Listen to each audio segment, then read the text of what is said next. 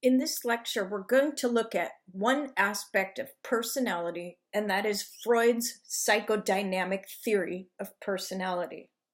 Psychodynamic theory of personality is the theory based on Freud's idea, emphasizes the unconscious forces and early childhood experiences that influence behavior.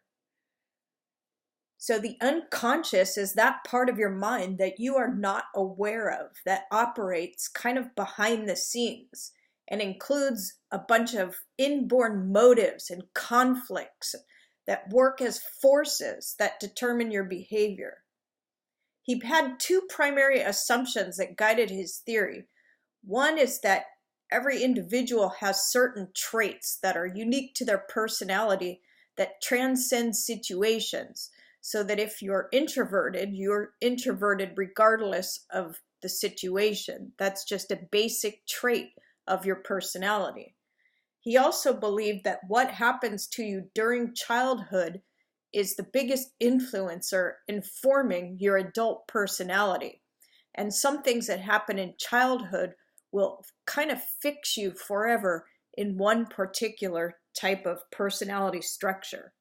So we're going to look at his theory. Some of his ideas are a little bit crazy. Some people would say a little bit perverted, but in a way, he was a very good observer of other human beings. Freud's theory can be thought of as a iceberg theory. That is, if you were sailing along on the Titanic and you saw the iceberg in the distance, you might not freak out because it doesn't look all that big.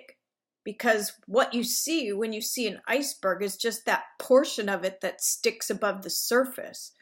Most of the iceberg is, of course, underneath the surface of the water. Freud believed the same thing about our personalities and our minds. That what you see, that top layer above the surface, the thing you project to other people, is your conscious experience. Those are things you're currently aware of. And it changes as you think about different things. But beneath the surface is where most of our personality lies, according to Freud. The preconscious is somewhat similar to the concept of long-term memory, in the sense that it's all those things that you could think of if you wanted to. They're somewhere in your mind, and you could retrieve them if you wanted to think about them, but they might not currently be on your conscious mind. So that's the preconscious. And then below that is the unconscious or the subconscious. Those are terms that are interchangeable. It's all of those things that you're unaware of, but are major drivers in your personality. So there's a bunch of structures that are embedded in this iceberg. The first component at the very base of the iceberg is the id. It's an animalistic part of your mind that generates primal biological based impulses like sex and aggression. Just above the id is the superego.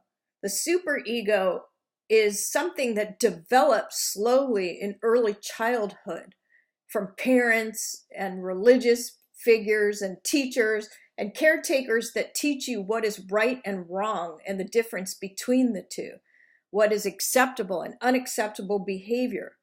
Those ideas and guidelines become built-in parts of the children's mind. So with the help of others, your superego develops to tell you to always do the right thing. So you can think of the id and the superego as having a bit of a rivalry, much like a shoulder devil and a shoulder angel. The shoulder devil tells you to satisfy your urges and operates according to the pleasure principle. The id wants you to get what you want as soon as you want it. It can't delay gratification. But the shoulder angel develops to tell you not to do things that are wrong, to not be impatient and to wait your turn. And the ego is the part of you that you project to the world. So you can think of it as the guy in the middle who has those shoulder angels and shoulder devils. they have to make a decision about what to do in the real world. So if you were a kid and you saw another child playing with a toy that you wanted, the shoulder devil might pop up, the id, and say, just take that kid's toy, you know you want it. And the shoulder angel would pop up and say, no, that's not right. You know you shouldn't take things from other people. But the realistic part of you, the ego, might decide to go up and ask the child if you could play with them and share the toy. So it develops to get the id what it wants in a way that doesn't upset the superego. Now, because your ego is the part of you that you project to the world, it's vulnerable. If there's conflict between the id and the superego, the ego is what suffers. So sometimes you have to make a compromise by the ego to manage the conflict between the id and the superego in a way that isn't completely rational. It involves instead self-deception or distortions of reality. We're going to look at several of Freud's defense mechanisms. We're going to start looking at denial. This is where you refuse to accept that a feeling is present or that an event occurred. You're literally blocking external events from your conscious experience because they're too threatening to you. So if you learned that your good friend had a fatal disease, you might act like everything's okay because thinking about the fact they're going to die is too painful for you. It's very common also for preschoolers to convince themselves they didn't do something naughty when they get caught because they wish they hadn't done it.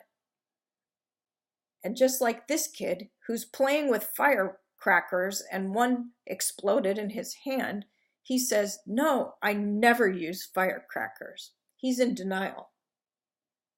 The next type of defense mechanism is repression. That's when you take anxiety-causing thoughts that are in your conscious mind and shove them down deep into your unconscious mind so that you don't have to think about them and they're not on your mind at the moment. So it's like hiding your id's impulses in the unconscious to make sure that you're not aware of it. Like Scarlett O'Hara in Gone with the Wind, who said quite literally, I won't think about that now, I'll think about that tomorrow. Or the kid with the firecrackers saying, I don't even think about firecrackers. Projection is when you project your id's impulses onto somebody else. So it appears as they have the problem rather than you. So as an example, if you were failing a test, you would say, I'm not worried about my own grade, but I'm really feeling bad about everybody else. Like my good friend Ellen, she's really very fragile and won't be able to survive getting a bad grade. So in projection, a classic example, another example would be you want to cheat on your partner, but you accuse your partner of wanting to cheat on you because those are thoughts that are occurring in your head and you're too uncomfortable with them. So you attribute it to your partner instead. So the little boy says, okay, I played with one, but Joe's always playing with firecrackers. In rationalization, you come up with something that's seemingly acceptable, an intellectually sensible argument for why the thoughts or behaviors occurred. Like a classic example is somebody who says, I only read Playboy magazine for the articles. I wasn't really interested in the naked pictures. Or I didn't get an A on my paper because I didn't want you to make you feel bad. You might also give in to an impulse to order and even eat 10 boxes of Girl Scout cookies, but you tell yourself you only did so to support your friend who has a Girl Scout, when in fact, you got it because you like tasty cookies. So he says, I wasn't playing with fireworks, I was testing them to see if they're safe. Another example is a reaction formation. This is another type of defense mechanism where you take an action that's directly opposite to your real feelings in order to deny the reality of your feelings. You do the exact opposite, almost like you're overcompensating. So Freud thought many people go after causes like saving animals or something because they're trying to hide their true feelings of maybe not really caring that much. So you might have an impulse to damage your friend's new house because they were able to buy a house and you are not. But instead, you go and buy them some sort of housewarming gift and act as though you're thrilled that they just got a new house. So this kid just became the president of the local anti-fireworks club. Regression is when you revert to an earlier time in your life when you didn't have the current stressor. So for instance, let's say you have a really stressful test coming up and you suddenly start watching cartoons that you haven't watched since you were 5. Or children who have a younger baby brother or sister enter the picture and they start crawling around and talking like a baby and sucking their thumb when the new baby arrives to get the attention back from mom and dad. I couldn't be using firecrackers. I'm too little. Displacement is when you substitute a less threatening object for the subject of the hostile or sexual impulse. I was recently at Universal Studios just for fun, and there was one of the rides that on the wall had one of those trophies you put on the wall like a head of a giant animal, and it was a lion that had a dog in its mouth, that had a cat in its mouth, that had a mouse in its mouth. If you're taking it out on somebody who is less threatening than the actual person that you're angry with, then you're using displacement. You're redirecting your id's impulse toward a safer target. So you want to scream at your supervisor, but instead you scream at your dog. I'm not afraid of firecrackers. I'm afraid of what will happen if mom finds out. So sublimation is the one defense mechanism that is actually somewhat mature. Even though you're still denying some of reality, you're at least redirecting your id's impulse in a way that benefits others or benefits society. It's redirecting your anxiety causing impulses into something that's socially acceptable. Like instead of dealing with anxiety over a test or a breakup, you go to the gym and work out hard and improve your health. Or you have an impulse from your id to hurt other people. So you become a soldier so that you could hurt people in the interest of national security.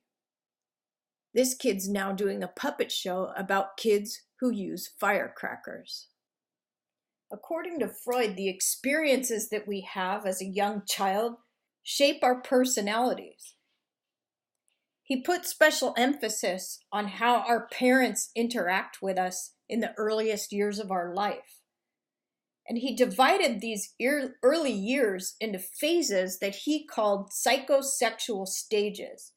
These are 5 biologically based developmental stages of children during which personality characteristics are formed.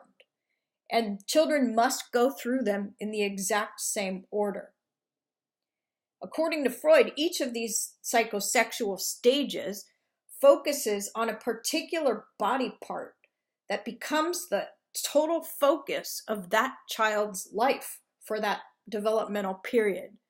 And each of those body parts represent a particular erogenous zone. That's a part of your body that is sensitive to pleasurable sensations. And most kids move successfully from one stage to another, but if a problem arises, a lingering problem can result in a fixation where you unsuccessfully experience that psychosexual stage. And the fixation was assumed to stay with a person long after the stage is over, causing psychological problems and shaping your personality long into adulthood. It's sort of like getting your sweater caught on a doorway. You keep moving forward, but you're caught on something and you can't fully move on until you unhook yourself from the door frame. The first stage is the oral stage. This happens from birth until about 18 months, so a year and a half. And in fact, a newborn baby really does put a lot of focus on their mouth. That is, just about everything that they explore is through their mouth. You hand them a toy, it goes in their mouth. They also are breastfeeding or bottle feeding as a primary activity during this phase. And they learn from their parents what to expect about how their parents respond to their needs. Most of the time, parents handle feeding just right, and babies learn they can expect to get food when they cry for it. However, sometimes parents overindulge the baby, and they expect as they mature that others, like friends, romantic partners, teachers, and so on, will do the same thing for them as they grow up. So if you get fixated here, Freud believed you may have problems with smoking, drinking, nail biting, and other oral fixations. Or you might have sarcasm. That is, you use your mouth to get you through various situations. In the anal stage, from about a year and a half to age 3, the idea is the erogenous zone experience is from the anus. And in particular, children are going through potty training at this phase, and they have to learn to delay gratification. So their id wants them to relieve themselves as soon as they need to go to the bathroom. But the superego says, now mom won't be happy with you if you soil your diaper. You need to be a big boy. So this stage of psychosocial development is all about control. Toilet training, it's all about control. And this is the very first time you're asked to do something that demands self-control. You're also, at this age, starting to be expected to sit still, be quiet, and behave appropriately. And most parents handle all of this just right, but if parents over or underdo it, like they demand too much control, and they become overly concerned about everything being perfect, and they get very upset when there are accidents, particularly in the bathroom, then they could develop a child that has kind of an anal personality. They're a neat freak, dominated by an obsessive need to control everything. But if parents demanded too little from their kids and tell them control is unimportant, no big deal, that kid could develop into someone who's very messy.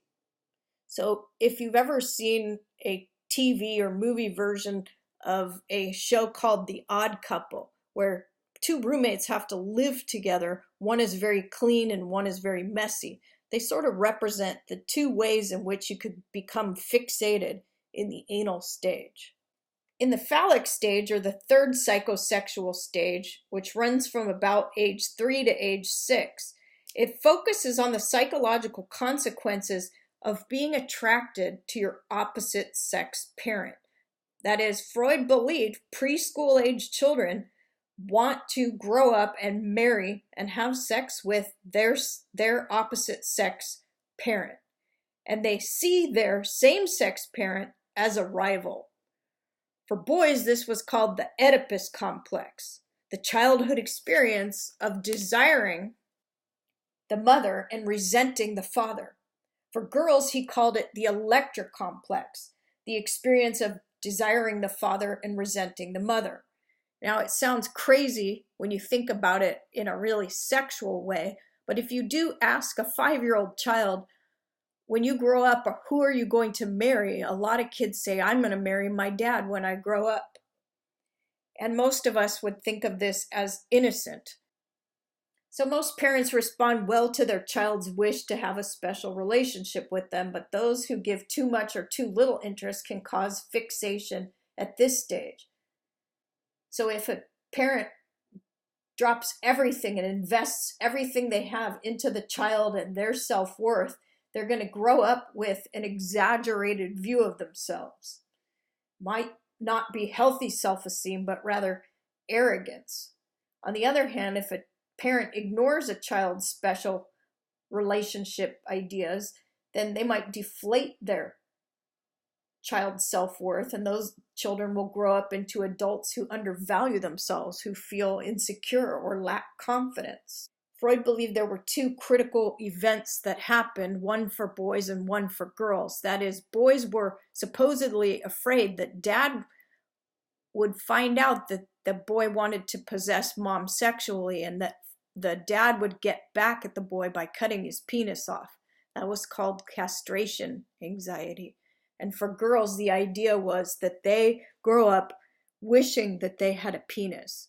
Now, some of Freud's followers, his students, believed these things to be kind of literal, and others said they were more ideological, that girls didn't really grow up wanting to have a penis, but rather they envied the power that men had in the world, and that's what they were really craving. In the latency stage, this is the time when we think of kids calling kids of the opposite sex as saying, "Ooh, you have cooties." It lasts through the elementary school years just up until puberty. So puberty has not yet kicked in, starting the child's sex drive, and the child's energies during this time in their life are focused on school or issues and activities that are usually same sex, like Girl Scouts or Boy Scouts, or various things where you have birthday parties with one gender, and that type of thing is very common during this latency stage. Then you move into the genital stage. This is the fifth and final psychosexual stage, and it lasts from puberty to early adulthood and focuses on mature adult sexual relationships. Personality is just about set at this point. If you've navigated successfully through the earlier stages, then in this stage, you're going to pursue a long-term romantic relationship with an opposite sex partner that is not in your family. So there's a taboo against incest, and most cultures in the world have this taboo. So you are supposed to now shift your interest from, say, mom, dad, or playing with same-sex peers into intercourse with people of the opposite sex. And he believed that anybody who doesn't make it through this stage without a fixation, they might end up with pregenital fixations. That is, oral or anal stimulation is the only way they can be sexually excited. That he believed that homosexual activity was a pregenital fixation. So Freud held a lot of biases. So Freud believed that being lesbian or bisexual or gay or transgender, all of those are pregenital fixations. These are biases that he had that are inherent in his theory. His theory was also openly hostile to women who will live their life with penis envy unless they give birth to a baby boy. So what are the problems with Freud's theory?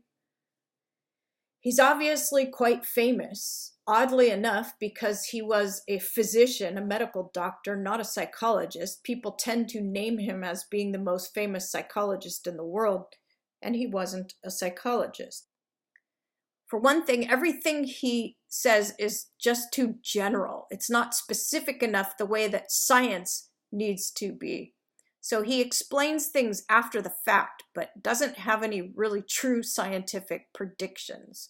And hindsight is always 20/20, but you're not impressing anyone in the field unless you can say what you expect to see in certain circumstances. Another thing is that most of his theory is not supported by data when scientists actually do look to see if there's any evidence for things like penis envy or castration anxiety or a latency period in childhood. And the data tends to show that none of these things are supported. Again, I also mentioned that Freud was biased against females, had negative attitudes about women, and it colored his entire theory. It also extended to homosexual people or anyone that's not on the sort of heterosexual continuum. Freud also relied on too many theoretical, hypothetical constructs like the id, the ego, and the superego, for which there's just no data to support that these things exist. On the plus side, there are a few things that Freud's theory contributed to the world and to our knowledge about how people behave. For one, he did discover that some aspects of our knowledge about ourselves are unconscious. That is, there are some things about ourselves that we may not be aware of. Hence, we might need a psychologist from time to time to point out things that maybe ought to be obvious, but aren't always. And Freud was really the first person to really emphasize that what happens to you as a child can impact you for the rest of your life. So children who are victims of abuse, neglect, or incest may have problems in adulthood. So you have to take special care with how you raise children and the influences that you have on them so as to impact them in positive ways. So that's it for Freud. I'll see you in the next lecture.